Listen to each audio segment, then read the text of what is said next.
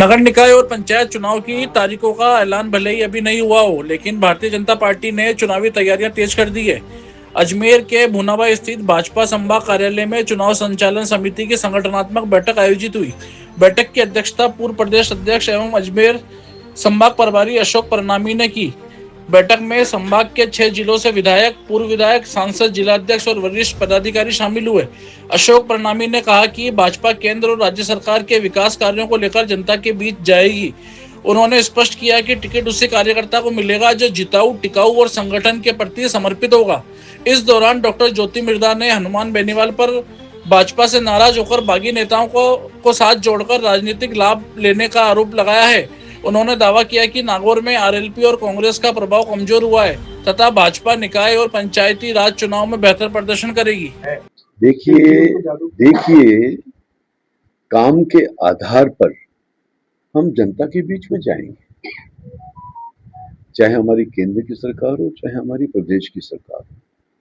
हमने राजस्थान प्रदेश को विकास की दृष्टि से बहुत आगे बढ़ाने का काम किया। ऐसे ऐसे काम हमने राजस्थान प्रदेश में किए हैं जो कई वर्षों से लंबित पड़े थे, चाहे वो यमुना जल समझौता हो। कांग्रेस की सरकार थी प्रदेश में, केंद्र में भी कांग्रेस की सरकार थी। शेखावाटी बेल्ट में बड़े बड़े दिग्गज नेता थे कांग्रेस के, परंतु वो यमुना जल समझौता नहीं कर पाए। हमारे राजस्थान प्रदेश के मुख्यमंत्री आदरणीय भजन लाल जी शर्मा जी ने इसमें पहल की, इसमें परिश्रम किया, पूरे प्रयास किए और यमुना जल समझौता करने का उन्होंने काम किया। और केवल मात्र समझौता नहीं किया, उसको किस प्रकार से हम जमीन पे उतारेंगे उसका भी पूरा उन्होंने एक रोड मैप तैयार कर दिया और समय सीमा के अंदर अंदर हम उस योजना को पूरा भी कर देंगे। ईआरसीपी की योजना थी जो कांग्रेस ने 5 वर्षों तक बंद अपने बक्सों में बंद कर दी। कांग्रेस चाहती, गहलोत की सरकार चाहती तो ईआरसीपी का योजना का पैसा तो केंद्र सरकार दे रही थी, 14 जिलों को वो भी पानी पिला सकती थी, परंतु गहलोत की सरकार ने वो काम नहीं किया। आदरणीय भजन लाल जी शर्मा जी ने आते ही उस काम को अपने हाथ में लिया और केंद्र में हमारे देश के प्रधानमंत्री आदरणीय नरेंद्र भाई मोदी जी से मिलकर के उस योजनाओं को भी धरातल पे उतारने का काम किया और उसका काम शुरू हुआ। दौसा से लेकर के भरतपुर के जिलों तक हम पानी पहुंचा पाएंगे, पीने का पानी भी दे पाएंगे, सिंचाई का भी पानी दे पाएंगे। इसके साथ साथ 5 वर्षों तक गहलोत की सरकार ने एक भी सरकारी नौकरी नहीं दी, केवल मात्र 43,000 या 44,000 सरकारी नौकरियां वो दे पाई। 17 पेपर लीक हुए, रीट का पेपर लीक हुआ, एक भी परिणाम परीक्षा का नहीं निकल पाया उस पेपर लीक के कारण से। उसके कारण से बेरोजगार युवाओं को सरकारी नौकरी नहीं मिल पाई। आदरणीय भजन लाल जी शर्मा जी ने सरकार संभालते ही, कार्यभार संभालते ही उन्होंने इस बात की घोषणा करी थी कि जो भी पेपर लीक में संलग्न है हम उनको माफ नहीं करेंगे। और आपने देखा होगा कितने ही लोगों को सलाखों के पीछे हमने डालने का काम किया। और इसके साथ साथ वो काम नहीं किया, एसआईटी बनाई, वो काम नहीं, उस काम के साथ साथ एक भी पेपर लीक इन 2.5 वर्षों के कार्यकाल में नहीं हुआ। और उसका परिणाम ये हुआ कि हम 1,37,000 सरकारी नौकरियां हम बेरोजगार युवाओं को दे सके और करीबन 85,000 हमारी पाइपलाइन में है। जो वायदा हमने हमारे घोषणा पत्र में किया था कि हम 4 लाख सरकारी नौकरियां देंगे, मैं समझता हूं ये 4 लाख से बढ़ के आंकड़ा 6 लाख के आसपास पहुंचेगा। ये एक बहुत बड़ा अचीवमेंट है। आज हम ऊर्जा के क्षेत्र में आत्मनिर्भर हो गए। 27 जिलों में जो किसानों की कितने समय से मांग थी कि हमें भर सर्दी में रात को पानी लगाना पड़ता है खेतों में, हमें आप रात को बिजली देते हो, हमें आप दिन में बिजली दें, हमेशा ये मांग रही है। 27 जिलों में आज हमारी सरकार किसानों को दिन में बिजली दे रही है। ये एक बहुत बड़ा अचीवमेंट है। इसके साथ ऐसे बहुत सारे काम हमारी सरकार ने किए, हर क्षेत्र में काम किए, चाहे वो शिक्षा का क्षेत्र हो, चाहे वो चिकित्सा का क्षेत्र हो, चाहे वो किसानों के लिए किसान निधि देने की बात हो। 6,000 रुपए हमारे प्रधानमंत्री जी किसान निधि में देते हैं। तो ये डबल इंजन की सरकार बनी थी, तो दूसरे इंजन ने भी 3,000 रुपया सालाना किसानों को देने का काम किया।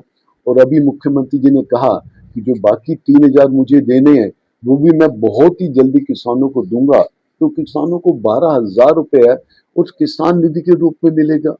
आयुष्मान योजना को जो गहलोत साहब ने लागू नहीं की, हमारे मुख्यमंत्री जी ने इमीडिएट उस आयुष्मान योजना को लागू। चुनाव की तैयारी की और स्थानीय स्तर पर कमजोर पड़ रही थी। कांग्रेस को तो इस बात का गर्व महसूस करना चाहिए कि पूरे देश में राजस्थान प्रदेश पहला प्रदेश है जो वन स्टेट वन इलेक्शन के मुद्दे को यहाँ पर धरातल पर उतारने का काम कर रहा है। आज पूरे देश भर में लोगों की, हमारे मतदाताओं की पीड़ा थी कि हमेशा चुनाव होते रहते हैं और हमेशा चुनाव होते रहने से आचार संहिता लगती है, सरकारी कामकाज में बाधा होती है और हमारा कितना पैसा इस चुनाव में खर्च हो रहा है।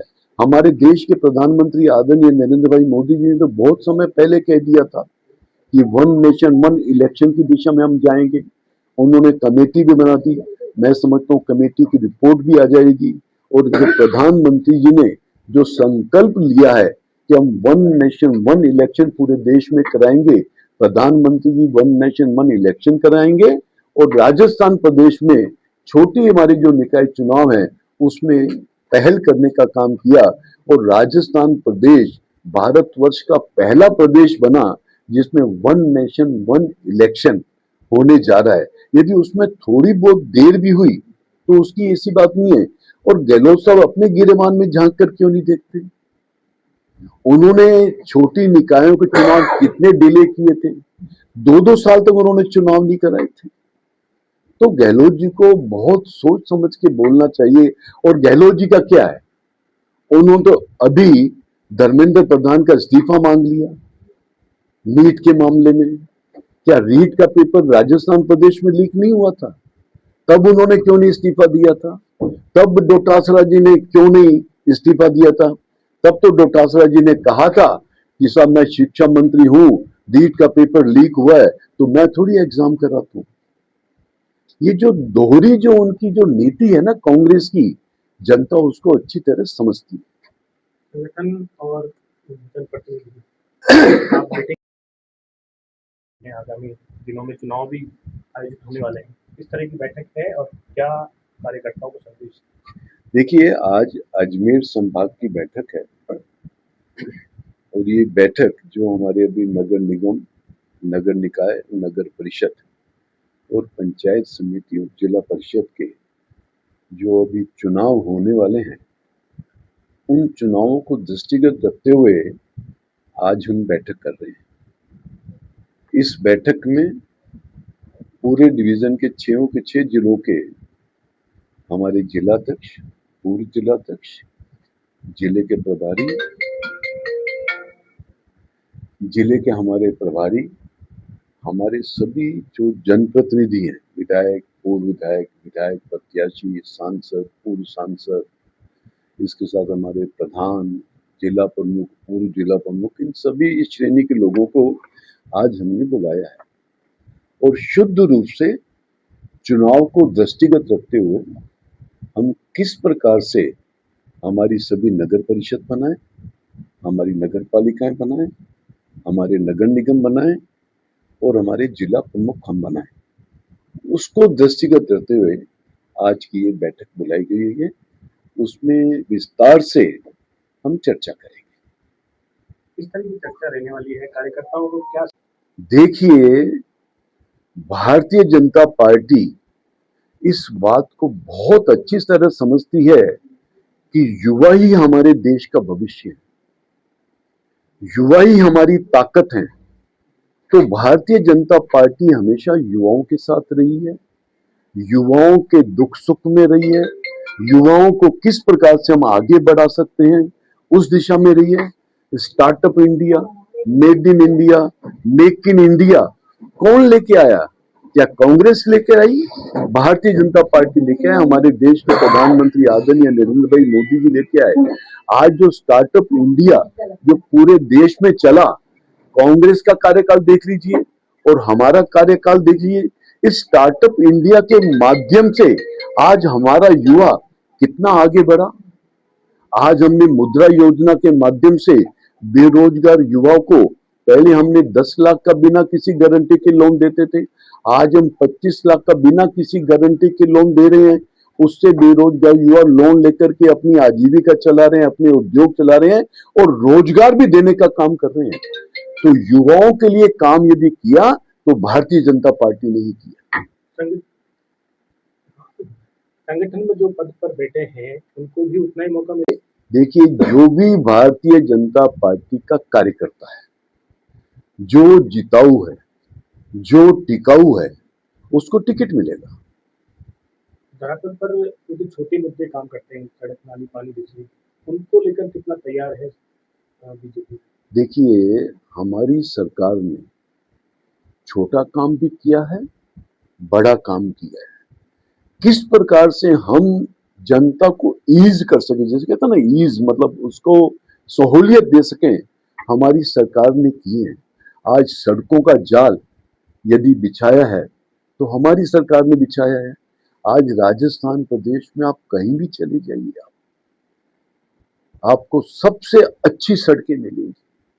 गांव में कहीं भी चले जाइए, आपको सीमेंट की सड़कें मिलेंगी। ये सब भारतीय जनता पार्टी की देन है।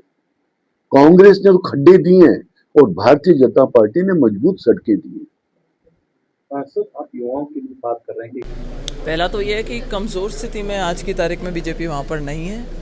नागौर जो हमारे संगठन की दृष्टि से अगर देखा जाए तो जो नागौर जिला है उसमें से 5 विधायकों में से 4 विधायक हमारी पार्टी के हैं। तो ये कहना कि वहाँ पे बीजेपी कमज़ोर स्थिति में, ऐसा मैं नहीं मानती। रही बात यहाँ पे जो नगर निकाय के और पंचायती राज के चुनाव होंगे, मुझे पूरा विश्वास है कि बीजेपी के सभी लोग मिल कर के और एक अच्छा रिकॉर्ड स्थापित करने की कोशिश करेंगे कि शहरों में भी और गाँवों में भी ज़्यादा से ज़्यादा सरकार की सहभागिता लोगों के जो है उसमें हमारे बोर्ड बन करके आएँ। क्योंकि मेरा ऐसा मानना है कि जिस पंचायती राज की शुरुआत नागौर में हुई थी उसका महत्व पूरे हिंदुस्तान में सब लोग समझते हैं, लेकिन नागौर में भी उतना ही इम्पॉर्टेंट है क्योंकि गांव का जो एक आम आदमी होता है या शहर का जो एक आम आदमी होता है उसकी दृष्टि से अगर देखा जाए तो ये चुनाव सबसे महत्वपूर्ण चुनाव होते हैं। एमएलए एमपी के चुनाव से भी कहीं ज़्यादा महत्वपूर्ण रहते हैं, जो उसकी ज़िंदगी को इम्पैक्ट करती है। तो हम लोग आज ये मीटिंग है यहाँ पर संभाग स्तरीय, उसमें भी हम यही प्रयास करेंगे कि ग्राउंड का फीडबैक अच्छे से हमारे पास में आए। हम क्या चीज़ किस तरीके से रणनीति बना सकते हैं, किस तरीके से हम ऑपोजिशन को पीछे छोड़ सकते हैं, यही हमारा आज प्रयास रहेगा। सरकार का कामकाज को किस तरह से लेते हैं? हनुमान बेनीवाल लगातार टारगेट करते हैं कि नागौर हो या फिर राजस्थान हो, वहाँ पर सरकार ना चीज़ नहीं है, मुख्यमंत्री ऐसे ही बने रहने चाहिए जैसे चाहिए। ये क्या सही है? ऐसा है, ये एक अलग तरीके के राजनीतिज्ञ हैं जो सिर्फ गिद्ध टाइप की राजनीति करते हैं। जहाँ पर भी कहीं नेगेटिव सेंटिमेंट दिखता है उसको बनाने का प्रयास करते हैं। जहाँ इनको ज़रूरत पड़ती है बंद कमरे में जा कर के नेताओं के पैर छू लेते हैं। कभी कहते हैं मैं इस सरकार में आ जाता हूँ, कभी कहते हैं मैं उस सरकार में आ जाता हूँ। उनकी बात को मैं बहुत सीरियसली नहीं लेती। हाँ, कोशिश उनकी ये रहती है कि लोगों को किस तरीके से गाँव में बरकलाया जाए, और अभी भी वो इसी जुगत में लगे रहेंगे कहीं ना कहीं कि जो लोग हमसे नाराज़ हों या बागी हों उनको किस तरीके से कैच करके और राजनीतिक दृष्टि से उसको भुना सकें। उनकी ऐसी टेंडेंसी रहती है और लोग अब समझ चुके हैं कि उनका,